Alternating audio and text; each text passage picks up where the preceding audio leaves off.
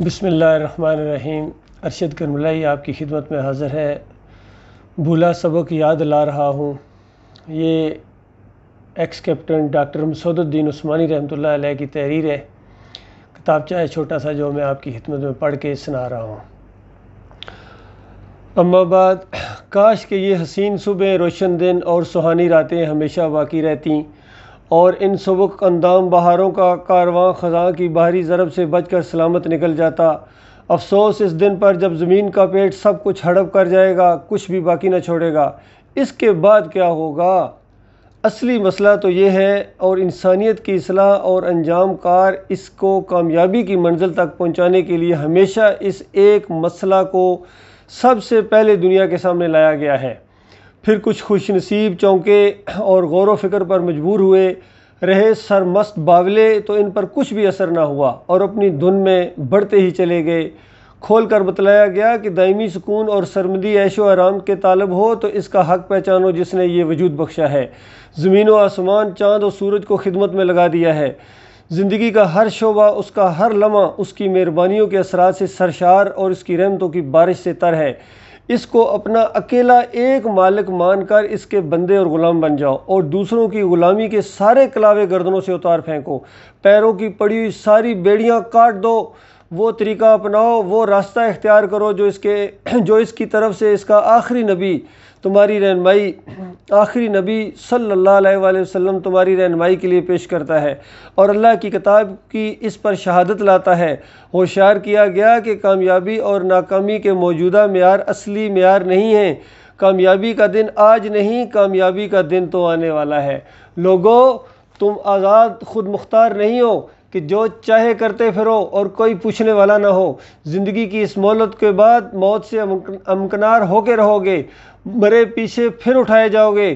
عدالت میں حاضری ہوگی، حساب و کتاب کے مراحل سے گزرنے کے بعد انصاف کا فیصلہ سنو گے، اور اب یا تو ہمیشہ کی جیت، جنتوں کی بہاریں اور خوشیوں اور خوشحالیوں کی باراتیں ہوں گی، یا وہ آگ لگے گی کہ جلس جلس دے گی، سکون کا ایک لمحہ میسر نہ آئے گا۔ اس آواز کو سب نے سنا، بلاوا سب کو تھا، مگر غور و فکر کی توفیق صرف ہوش مندوں کو ملی۔ دنیا کے متوالوں نے کان بند کر لیے، فکر و نظر پر پہرے بٹھا دیے۔ عرض کیا غرض اس جاں بخش اور حیات آفرین پکار پر کچھ غریب آگے بڑھے، چند امیر لبکے، بعض بوڑھوں نے سبقت کی اور تھوڑے سے جوانوں نے لبیک کہا، لیکن رنگینیوں کے رسیا، لذتوں کے متلاشی دنیا کے پرستار روٹھ گئے، بگڑ بیٹھے، عداوت اور دشمنی پر اتر آئے، اور اللہ کے فضل و کرم سے حق و باطل کی اس مبارک کشمکش اور باغوان جنگ کا آغاز ہو گیا جس میں انسانیت کی حقیقی زندگی کا راز پوشیدہ تھا۔ وَإِذَا هُمْ فَرِيقَانِ يَخْتَصِمُونَ، سورہ نمل کی آیت کا حوالہ ہے کہ پس مخاطبین دو گروہوں میں بٹ کر ایک دوسرے سے ٹکرا گئے۔ یہ لڑائی نہ زمین کے لیے تھی، نہ زن و زر کے لیے۔ ان کا جھگڑا صرف اس بات پر تھا کہ کائنات کا مالک یکتا و یگانہ لا شریک و بے انتہا ہے، یا اس کے اور بھی ساجی اور شریک ہیں۔ ہذان خصمان اختصموا فی ربہم، سورہ الحج۔ یہ دو مخالف گروہ ہیں جن کی لڑائی اپنے رب کے بارے میں ہے۔ ایمان کی اس بات پر رشتے ناطے ٹوٹے، دوستی دشمنی میں بدل گئی، اور عداوتوں نے محبت کی جگہ لے لی، یہاں تک کہ جادہ حق کے رائی ہلا مارے گئے، مگر ان ہمت وروں نے ایمان کا دامن ہاتھ سے جانے نہ دیا۔ تلواروں کے سائے میں بے محابہ بڑھتے چلے گئے، نیزوں کی آنی اور تیروں کی پیکوں کا خندہ پیشانی سے استقبال کیا۔ آخرکار نصرت الہی ان کا دست و بازو بنی، اور اس دھرتی پر حق کی حکمرانی اور اللہ کے دین کا غلبہ کا وہ زمانہ آیا کہ زمین ہنس پڑی اور آسمان نے مسکراہٹوں کے شگوفے برسا دیے۔ یہ کام جب بھی کیا گیا ہے اسی طرح پورا ہوا ہے، یہی مراحل آئے ہیں، دوسری کوئی متبادل صورت کبھی نہیں رہی اور نہ آج ہے۔ اب اگر کسی میں خود اپنی اور اس دنیا کی اصلاح کا داعیہ موجود ہے تو اس عمل کی ابتدا اپنی ذات سے کرنا ہوگی، اور سب سے پہلے ایمان خالص کر کے کفر و شرک، بدعت اور دنیا پرستی کے ہر شائبہ سے زور لگا کے چھٹکارا حاصل کرنا ہوگا۔ اللہ کے رنگ میں رنگ کر یک رنگ اور سنت کا جامہ پہن کر یکسو ہونا پڑے گا۔ اپنے شیطان کو زیر کرنا ہی اصل جوان مردی ہے، بعد میں دوسروں کی باری آئے گی۔ اس مسلسل جاں سوزی اور جگر کاشی کے بعد ہی اللہ کی مغفرت، اس کی رضا، جنتوں کی سرمدی، بادشاہت کا حصول ممکن ہے۔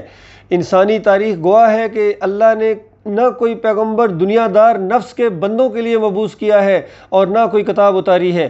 رسول تو صرف حصول مقصد کی راہ کے آتش زیر پاس سر بازوں کے لیے آتے ہیں، اور کتابیں صرف سرفروش مجاہدوں کے لیے اترتی ہیں۔ نسیم سحر سبزہ گل کے لیے چلا کرتی ہے، خار و خس کے لیے نہیں۔ کہا جاتا ہے کہ عقیدہ و عمل کی یہ باتیں سار آنکھوں پر، مگر اس انداز پر عمل کرنے کا اب وقت کہاں؟ زمانہ کا یہ مذاق برق رفتاری اور حالات دنیا کا یہ ہر لمحہ تغیر اس طویل منصوبہ بندی کا متحمل نہیں ہو سکتا۔ اصل مسئلہ پیٹ کا مسئلہ ہے۔ پہلے اس کو حل کر کے تدبیریں کی جائیں، تب کہیں دنیا کوئی دوسری بات سننے پر تیار ہوگی۔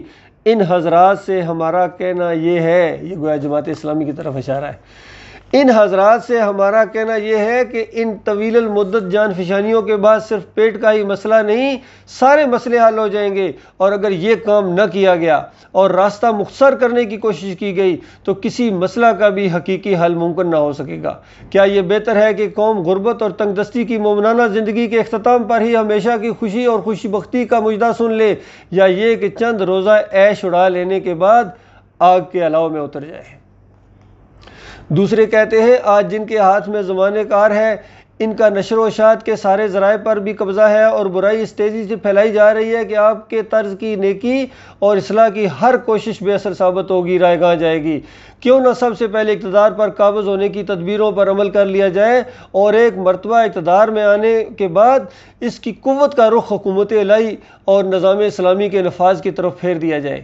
شاید ان کی خوش خیالی یہ ہے کہ وہ اسلامی اصولوں پر قائم رہتے ہوئے اقتدار پر قابض پرانے شاطروں کے اکھاڑے میں ان کے قوانین و ضوابط کی پابندی کر کے انہی کو شکست دینے میں کامیاب ہو جائیں گے۔ رہی یہ بات کہ ضرورت پڑی تو خیر کی نیت سے حکمت عملی اور مسلط وقت کے تقاضوں کے ماتحت ہم بھی وہ سب کچھ کریں گے جو دوسرے کرتے ہیں، جلسے کریں گے، جلوس نکالیں گے، نعرے لگائیں گے، بڑے بڑے دل فریب وعدوں کے سبز باغ دکھائیں گے، خدمت خلق کے اداروں کے ذریعے دنیا کا دل مول لیں گے، تو کیسے ممکن ہے کہ اقتدار کی باغیں ہمارے ہاتھ میں نہ آئیں؟ اس مقام تک اتر آنے کے بعد آپ کے صاحب اقتدار بن جانے کا ایک بعید امکان تو ضرور ہے، لیکن اس بات کا کیا ہوگا جس کے لیے آپ نے سارے پاپڑ بیلے ہیں؟ آخر پوری قومی زندگی کو آپ اللہ کی بندگی کا پابند کیسے بنائیں گے؟ وہ کام کیسے کریں گے جو نظام اسلامی کا اصل مقصود ہے؟ سورہ بنی اسرائیل، وَقَضَىٰ رَبُّكَ أَلَّا تَعْبُدُوا إِلَّا إِيَّاهُ، اللہ کا فیصلہ تو یہ ہے کہ تم لوگ صرف اللہ کی بندگی کرو۔ آپ توحید کے اثبات اور شرک کے رد میں زبان کھولیں گے تو وہی لوگ جنہوں نے آپ کو مسند اقتدار تک پہنچایا تھا تالو سے اسے کھینچنے کے لیے آگے بڑھیں گے۔ آپ سنت کا ذکر چھیڑیں گے تو آپ کی بات دقانیوسیت کی بپتھیوں میں گم ہو جائے گی۔ آپ آخرت اور کل کی پربہار امیدوں کا نقشہ پیش فرمائیں گے اور لوگ وعدہ فردہ کا تانا دے کر حقارت کے ساتھ ٹھکرا دیں گے۔ افسوس کہ ابھی آپ اچھی طرح مسند نشین بھی نہ ہو پائے ہوں گے کہ رجت کرنا پڑے گی، اور یہ آپ کے حق میں دنیا کا انصاف ہوگا، زیادتی نہیں۔ آپ نے کب ان کے عقائد کی صفائی کے لیے جان کھپائی؟ کب سنت کے رنگ میں رنگ کر اپنا نمونہ زائدانہ زندگی پر قناعت کا انداز اور آخرت کو دنیا پر ترجیح دینے کا اسوہ پیش کیا؟ اقتدار کی جنگ کے پورے عرصے میں بھولے سے بھی تو آپ نے عقیدہ اور عمل کا کوئی بات نہ کی، پھر شکوہ کیسا؟ رنج کس بات کا؟ باور کیجئے کہ اللہ کے آخری رسول صلی اللہ علیہ وآلہ وسلم بھی اللہ کے دین کے غلبہ کے لیے بھیجے گئے تھے۔ اگر یہ بات نظام حق اور دین الہی کے نفاذ میں ذرا سی بھی معاون ہوتی کہ پہلے اقتدار پر قبضہ کر لیا جائے، پھر اس اقتدار کا قوت کو نفاذ دین کا ذریعہ بنایا جائے، تو وہ عرب کے بے شمار مسائل میں سے کوئی ایک مسئلہ اٹھا کر اقتدار پر قابض ہو سکتے تھے۔ قومیت کے مسئلہ ہی کو لے لیجئے، صادق و امین تو مشہور تھے ہی۔ عرب قوم کی سرفرازی کی جدوجہد کی دعوت دیتے، کون انکار کرتا؟ کون دشمن بنتا؟ سب کی آنکھوں کے تارے بن جاتے، اقتدار کی باغیں قدموں میں لوٹتی، معاشی بدحالی کی اصلاح کے منصوبے لے کر اٹھتے، عرب قوم آپ کے گرد اپنی جانوں کا قلعہ بنا دیتی، حبش، ایران، روم کے عرب خطوں پر غاصبانہ قبضہ کے خلاف تحریک چلاتے تو ملک عرب کا ایک شخص بھی آپ کی سرداری سے انکار نہ کر پاتا۔ لیکن آپ صلی اللہ علیہ وآلہ وسلم نے ان میں سے کوئی کام بھی نہ کیا، کیونکہ یہ سب کچھ اللہ کی سنت اور اسلامی انقلاب کی فطرت کے خلاف تھا۔ آپ صلی اللہ علیہ وآلہ وسلم نے اللہ کے حکم پر وہی کام کیا جو انبیاء رسول کیا کرتے ہیں، لوگوں کو توحید کی دعوت کی طرف بلایا، شرک کے خبیث چہرے سے نقاب ہٹائی، آج سے زیادہ کل کے لیے تیاری کرنے پر ابھارا۔ ایک ہنگامہ برپا ہو گیا، گہوارہ آتش کدہ بن گیا، دعوت کے میدان میں سب کچھ بیت گئی۔ کون سی ایسی مصیبت ہے جسے برداشت نہ کیا گیا؟ لیکن کسی مرلے کسی مقام پر آپ نے دعوت میں کوئی لچک اور بلاوے میں کوئی لوچ نہ آنے دیا۔ آخر کار ایک طویل و جان گسل کشمکش کے ذریعے، جس میں ایمان، تقوی اور صبر اصل ہتھیار تھے، حق غالب آیا اور باطل کی ایک نہ چلی۔ ایسی سیرتیں بنی، ایسے جیلے وجود میں آئے جن کی بنیاد پر اسلام کا عظیم الشان محل تعمیر ہوا۔ پھر ان سیرتوں کے مالک اللہ کی رضا، اس کی جنتوں کی تلاش میں مشرق و مغرب میں پھیل گئے اور اپنا سب کچھ نشاور کر ڈالا۔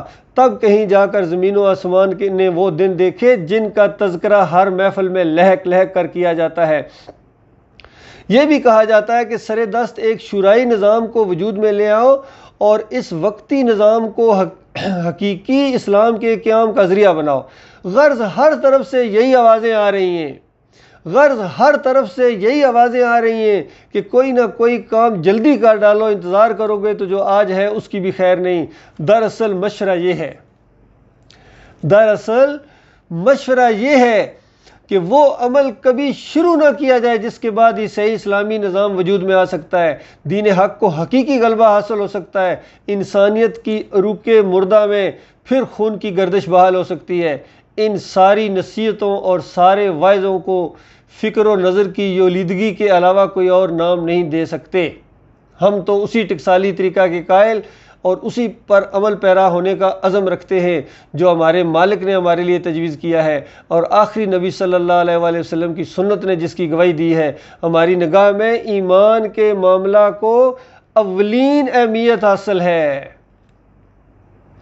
ہماری نگاہ میں ایمان کے معاملہ کو اولین اہمیت حاصل ہے، اور سب سے پہلے ہم اسی مسئلہ کو دنیا کے سامنے اس طرح پیش کرنا چاہتے ہیں کہ بات بالکل صاف ہو جائے اور کوئی اشتباہ باقی نہ رہے۔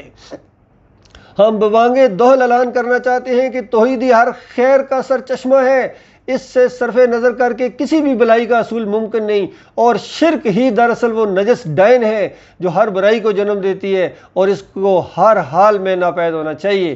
اعتقاد کی صفائی کے ساتھ ساتھ ہماری کوشش یہ ہے کہ عمل میں سنت نبی صلی اللہ علیہ وسلم سے بال برابر بھی نہ ہٹا جائے۔ رہے عبادات کے مشہور فقہی اختلافات تو ہم انہیں صرف ترجیحات کا معاملہ سمجھتے ہیں، حق اور باطل کا فرق نہیں۔ ہر ایک کے پاس اہل علم صحابہ کی سند موجود ہے۔ ہم ان اختلافات سے خائف نہیں، ہم تو اس دنیا کی رنگینی سے ڈرتے ہیں جو خلوص کو ریاکاری اور ایمان کو نفاق میں بدل دیا کرتی ہے۔ ہماری دعوت کا اصل زور آخرت طلبی پر ہے، دنیا تو بہرحال ناک رگڑتی آتی ہے۔ سورہ الاعراف، وَلَوْ أَنَّ أَهْلَ الْقُرَىٰ آمَنُوا وَاتَّقَوْا لَفَتَحْنَا عَلَيْهِمْ بَرَكَاتٍ مِّنَ السَّمَاءِ وَالْأَرْضِ۔ اگر بستیوں والے ایمان لے آتے اور تقوی اختیار کرتے تو ہم ان پر آسمان اور زمین کی برکتوں کے ڈھونگرے برسا دیتے۔ آج کی دنیا میں کفر فراواں اور شاذور اور متحد ہے اور ایمان کمیاب اور کمزور اور منتشر۔ ہماری کوشش یہ ہے کہ ہم اس بکھرے ہوئے ایمان کو یکجا کریں، اس تعداد میں اضافہ کے لیے زور لگائیں، پھر ایمانداروں کے درمیان رابطہ اور نظم و ضبط قائم کر کے ایک مرکزیت پیدا کریں اور اس مرکزیت کے ذریعے کفر و باطل کا ہر محاذ پر مقابلہ کریں۔ سیرتوں کی تیاری اور قرآن و سنت کی تعلیم کے لیے ہم مسجدیں تعمیر کرنے کی کوشش کر رہے ہیں۔ ہماری خواہش اور تمنا تو یہ ہے کہ شہر شہر قریہ مسجدوں میں اللہ کے مخلص بندوں کے وہ مراکز قائم ہوں جو دنیا کے سامنے توحید کا مثالی نمونہ پیش کریں۔ تلاوت قرآن اور تزکیہ، تعلیم کتاب و سنت کے ذریعے لوگوں کو اللہ کا بندہ بننے کا شوق دلائیں، بے لاگ کھلی اور واضح توحید کا چرچا کر کے اپنے ماحول کو غور و فکر پر مجبور کریں۔ اس راہ کی دشواریوں سے ہم ناواقف نہیں ہیں، لیکن ہمارا اعتماد اور توکل اپنے مالک پر ہے۔ اس کی قدرت کو ہم بے پایاں سمجھتے ہیں، وہ چاہے تو ان حقیر کوششوں کے انجام کو عظیم سے عظیم تر کر دے۔ اس راہ میں ناکامی کا تو گزر نہیں۔ ایک قدم کے بعد ہی موت آ جائے تو کامیابی، اور کوئی منزل کو چھو لے تو اس کا پوچھنا ہی کیا۔ ہمیں پورا احساس ہے کہ یہ دعوت دین حق کی وادی بڑی پرخار وادی ہے، اس میں مزاحمتیں ہیں، مشکلات اور مصیبتیں ہیں، جہاں کاوی اور جگر سوزی ہے، خون کے گھونٹ پینا اور چپ رہنا ہے، چوٹیں کھانا اور سہلا لینا ہے، زخم اٹھانا اور چاٹ جانا ہے، لیکن قیمت بھی باری ہے، بدلہ بھی انمول ہے۔ ام حسبتم ان تدخلوا الجنہ ولما یاتکم مثل الذین خلو من قبلکم مستهم البأساء والضراء وزلزلوا، سورہ البقرہ۔ کیا تمہارا گمان یہ ہے کہ تم ٹھنڈے ٹھنڈے جنت میں داخل ہو جاؤ گے، حالانکہ ابھی تک تم پر گزرے ہوئے جوان مردوں کا وہ دور تو آیا ہی نہیں جب ان کو مال و دولت کی مصیبتوں میں مبتلا کیا گیا، جسم و جان کی تکلیفوں میں وہ ڈالے گئے، اور یہاں تک نوبت آئی کہ ہلا مارے گئے۔ بس آئیے کہ یہ کام ہم اسی طرح کریں جیسے یہ پہلے کیا گیا تھا۔ بس آئیے یہ کام ہم اسی طرح کریں جس طرح پہلے کیا گیا تھا۔ والسلام، کیپٹن ڈاکٹر مسعود الدین عثمانی رحمۃ اللہ علیہ۔